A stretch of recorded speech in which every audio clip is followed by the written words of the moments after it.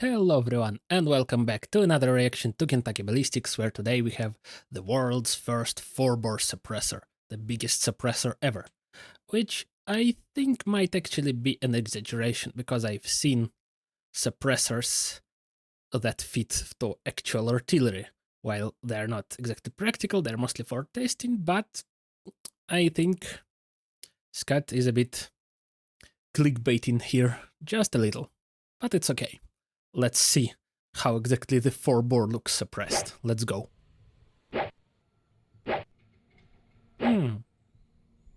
Big trucks. Okay.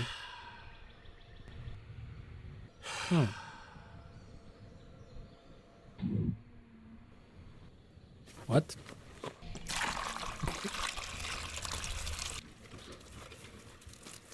Is that supposed to make it grow? The next day.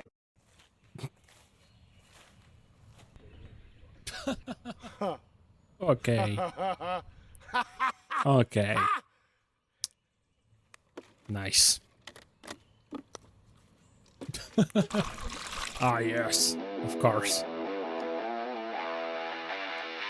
Gotta get the muscles. Yes. What's up, everybody? My name is Scott, and you're watching Kentucky Ballistics. And today I have something very cool to Is that another 4-bore? Does he have 2 of them now? show you. The world's first and only 4-bore suppressor. And wow. I also have this brand new custom 6x6 gun wall that was made by hold-up displays, and I absolutely love it. But I had one problem. How am I going to haul this thing around? Well, I did some thinking, and I decided to do what any sensible, financially responsible human being would do. Yes. I bought a monster truck. Nice. You know, I kind of have a problem destroying vehicles, so I felt like it was time to finally get something that could withstand my destructive personality. So naturally, the only option was a monster truck. This thing has been vinyl wrapped with OD green and all of my logos. You have Ride the Lightning, just put a thumb in it, and my logo on the hood. The wheels on this thing are... And he has the 50 cals make my neck itch on his chart. Okay, again. Absolutely massive. I am 6'1", just so you have some perspective. And to the top is about 12 foot tall. It's a 7.3 diesel with a swamp tune, massive injectors, and all kinds of other nifty features. Has a roll cage installed and is pretty much Scott proof. And to top it all up, it has a custom 6x6 gun wall made by hold-up displays that attaches to my trailer hitch. That's funny. But that's enough about my monster truck. Let's talk about the 4-bore suppressor we have today. So, if you are new to the channel and you do not know what a 4-bore is, this is one here. This is a Christian Firearms single shot falling block 4-bore. This thing has a 1-inch diameter bore, fires a 2,150 grain projectile, and produces about 200 pounds of felt recoil and weighs a little over 20 pounds. Pretty much, it's about as big as you can go when it comes to a safari rifle. This thing can take on just about any land animal in the world and some creatures from other dimensions. Now, the only problem with a 4-bore rifle is it's kind of loud. But today we have a solution to that problem, thanks to Silencer Shop and Huxworks, who decided to set out on this crazy adventure with me and create the world's first and only 4-bore suppressor. So for this project, I needed another. I'm more interested, in the second gun. 4-bore. This is a Christian Firearms Jones underlever. Okay, so the same company. Single shot 4-bore, which has been threaded to fit this massive suppressor on. This thing is... And also a muzzle brake. Nice. It's 13 inches long, weighs almost 8 pounds, so it's very front heavy, and is about 3.5 inches in diameter. This 4-bore had to lose its front sight to be threaded for this suppressor, so I had to have a rail installed for a red dot. I am... Now you got a really modernized one. So happy and excited to have this project completed. A huge thank you to Silencer Shop and Huxworks for creating the world's largest shoulder-fired suppressor. Now, how the volume let's go get set up and try this thing out. So before we get started, I want to give you an idea of how big 4-bore is in case you don't know, and just how big the suppressor is. So here I have some ammunition. Let's look at it again. You may be familiar with. We have 5.56, 308, 12 gauge, of course, my favorite. 700 nitro, that's a 1,000 grain round, and 50 BMG, that is a 650 grain round. Enormous. And here they are compared to the 4-bore, which is 1 inch in diameter, and this thing is 2,150 grains. And this is the 4-bore suppressor, and here it is compared to a like how it's just welded to the muzzle brake here. A normal suppressor. This is a Nomad 30 made by Dead Air. I know some of you may not have suppressors, so let me compare it to some other things. Here it is compared to a Coca-Cola. Here it is compared to a can of whipped cream. And here it is compared to a 2-liter of Mellow Yellow. So first things first, we need a baseline to compare the suppressed 4-bore to. So we're going to shoot the classic regular falling block 4-bore first. He still hasn't showed us how exactly the other one functions, so I'm interested to see that. With a full power round, and then we will shoot the suppressed 4-bore. 2,150 grain 4-bore round, and this is full power. This will be moving at supersonic speeds. Let's go. Okay, let's ride the lightning. Oh yeah. Nice. As always. The effect on the human body is great.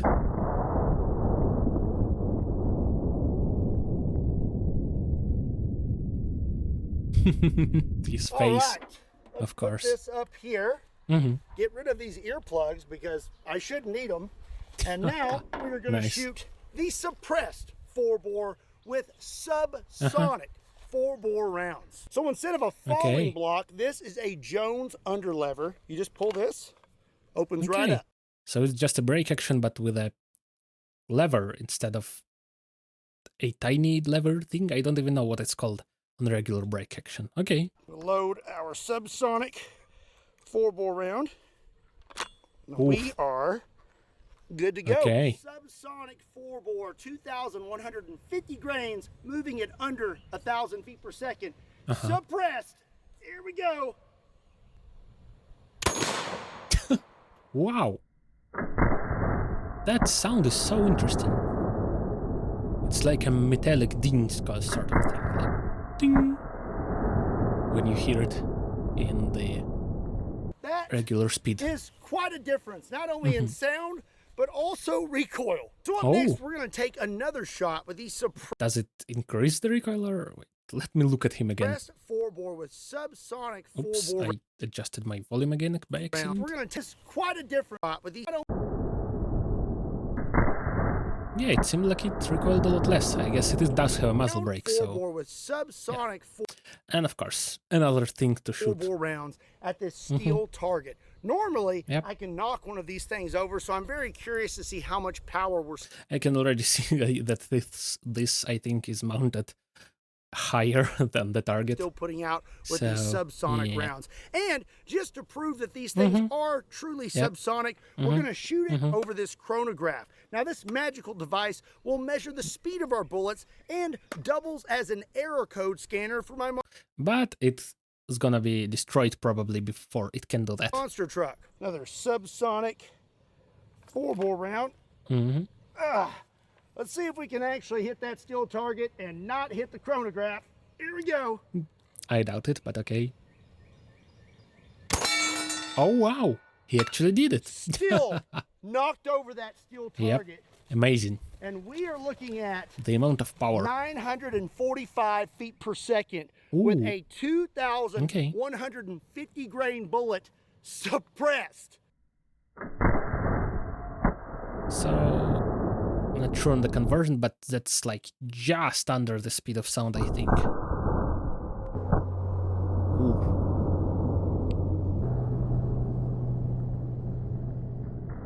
Okay.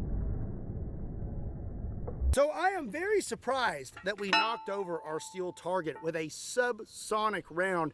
It's only moving at 945 feet per second, but with a 2,150 grain round, that means it's producing upwards of 4,200 foot-pounds of muzzle energy with a subsonic round. That's like being point blanked with a 300 Win Mag. I would say that the suppressed 4-bore is nothing to shake a stick at. Yeah, do it. Yes. Yes. Yes. Oh no. He didn't even shoot it this time. Wow. Such disrespect. Is there flame coming out of the truck? Is that normal? Is that just what monster trucks do? Oh no. It's just the lightning. I thought it was a flame inside the smoke. Okay. Oh. Nice. I have shot zombies, yes, the zombie. torsos, body armor, and all kinds of other things with the 4-bore, but now I need to know what would happen if I hit them with a suppressed subsonic 4-bore round. I think the results are going to be pretty similar, but let's see. Well, I have here a Ballistic Dummy Labs zombie torso. This thing has lifelike flesh, bones, organs, and has been zombified with green blood. And I'm going to cover it with some Premier Body Armor level 3A soft armor and see what would happen if you hit a zombie covered in body armor. If it's soft armor, my prediction is the entire piece of armor is gonna get dragged through the zombie. But let's see. Okay, here we go. Let's go. Oh. Okay. I think that went through. Wow. Actually, yeah, it did. Wow. It did almost get dragged through him, but I guess not quite. Interestingly, I think it did slow down enough to not come out the back. Okay. Okie dokie. Well, a rainstorm came in all of a sudden, so we had to take a quick break. But now we are back about 30 minutes later.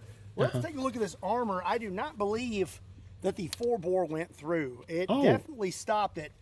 Okay, so it did stop it. Wow. Stopped a full power 4-bore round the first time we did this about a year ago. And it sucked the body armor into the zombie torso. And that happened a little bit here too, but not all the way. Almost completely through it. Well, with the subsonic round, it still did not go through it. And it does appear that it pressed that body armor into the zombie, but then it popped right out. So I would say that even though that body armor stopped the subsonic 4-bore round, you're still dead. I don't think it's going to stop the energy. Oh, is it in there? Let's see. Oh, look at that. Oh, wow. Holy cow. Holy. That's a perfect mushroom. That is a big piece of lead. Yeah. So now I have some body armor that will stop quite a bit more than level 3A soft armor. This is a Premier Body Armor level 3 plus Fortis plate. This is a ceramic plate, and I'm not really sure what it's rated for, but I do know that it stops a lot. It's pretty much ate everything I've thrown at it. We're going to put this on the zombie torso, and I have a armored mask, which is supposed to I doubt this is going to stop anything, but let's see. Stop up the 44 Magnum, but we found it doesn't do a super good job. This is not made by Premier Body Armor. I'm not really sure who makes this, but we're going to strap this to the zombie also. I say we go for the face mask first.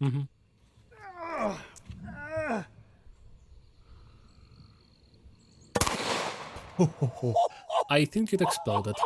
The head, that is. Yep. Wow.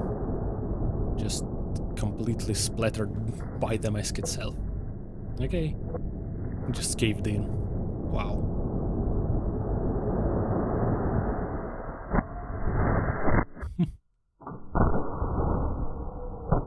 Yeah. The energy is crazy.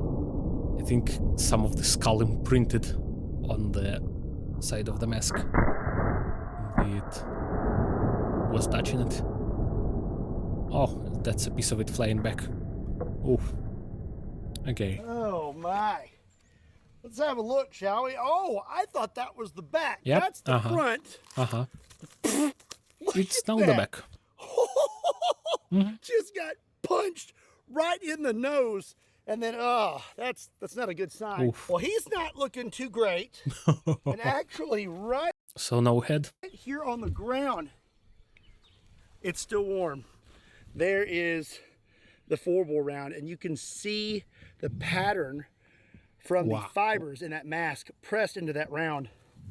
But it technically did not penetrate the mask. He's missing his whole noggin. Oh, dude. Now maybe if it was a bit more secured in place, it would have gotten penetrated. I don't know. Here, let's see here. I can move that. Okay. Oh, gosh. Oh, whoa. Oh, that's awful. I don't know. That's nasty. If it would be any better to just not be wearing the mask at all. The good news is if you encounter a zombie wearing an armored mask, it's not going to matter. Let's get rid of that right there.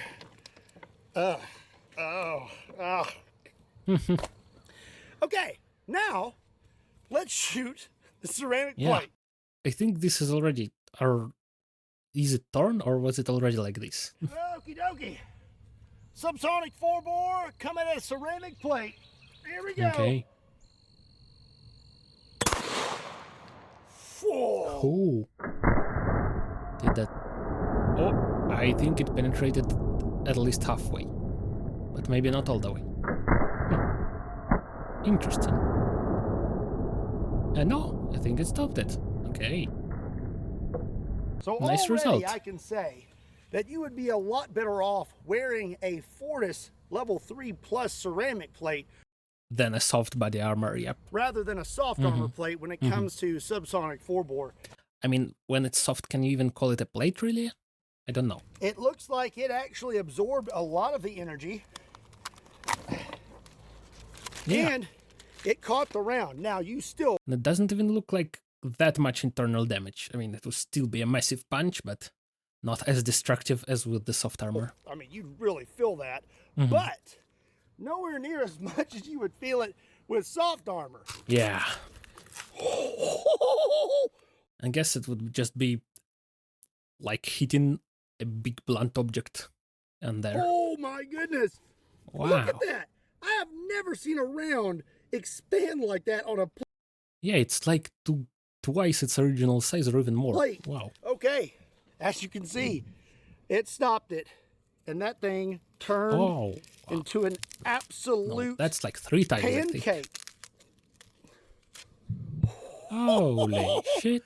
That is insane. Yeah, I don't think I've ever seen this kind of expansion on the 4-bore before. No, I think I may like subsonic 4-bore more than I like full power 4-bore. Well, we pretty much destroyed all the body armor and answered all my questions, so now there's only one thing left to do, and just blast it. That is to point blank what is left of this zombie torso. Nice.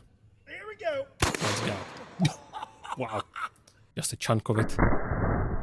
Coming back out. Okay. Wow. Is that the spine? Ooh. Or maybe some of the ribcage, I don't know. Oh, and just a piece of flesh. Oh, well, just as I suspected, that blew right through the zombie, no problem. Now, that is a very slow-moving round and is a very big piece of lead. So, you need a little more than just a zombie bust to get something like that to expand and transfer energy. It just kind of plowed right through him and went over there into the dirt. And, well, it's just right here. Wow. Here's where it hit. And that's amazing. There is the 4-bore round. I think this is the first time I have ever recovered every single 4-bore round I have fired. Wow. Well, we almost did. Well, not from the first gun, I think. The one that hit the steel, there's no recovering that. Yeah. I've had a lot of fun shooting. I think it's just disintegrated, right? Shooting this suppressed 4-bore, and I've been quite impressed with it. But we are still left with quite a bit of zombie torso. Ah, yes, the truck. Of course. Ooh. Ooh. Nasty. Nasty work. Absolutely. So, holy diesel, how much smoke is coming out of that? Well, that's going to be it for today's video. I hope you enjoyed it. If you did, be sure and give it a like, and make sure you hit that subscribe button so you don't miss out on future awesome content. Also, be sure to check me out on all other social media platforms. Links to those can be found in the description down below, along with a link to KentuckyBallistics.com, just in case you want to pick up a limited 4-year anniversary 50 cows make my neck itch shirt. Also, be sure to let me know what you thought about the Huxworks 4-bore suppressor in the comment section down below, along with what do you think about the monster truck and what should we name this thing? And as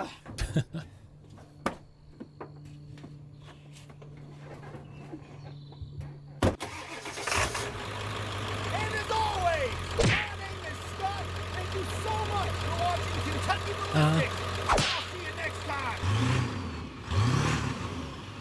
Oh, that's a lot of tables. This table massacre is brought to you by SBI. Check them out. There's a link in the description down below. Okay. Wow. Yes, I really like this trend of suppressing increasingly ridiculous huge guns on this channel. I wonder if they'll ever make one for the punt gun, because that seems like the next logical step. But yeah, with that, all I can say is great gun, hilarious suppressor, and yeah, thank you all so much for watching, like and subscribe, and I'll see you next time. Bye bye.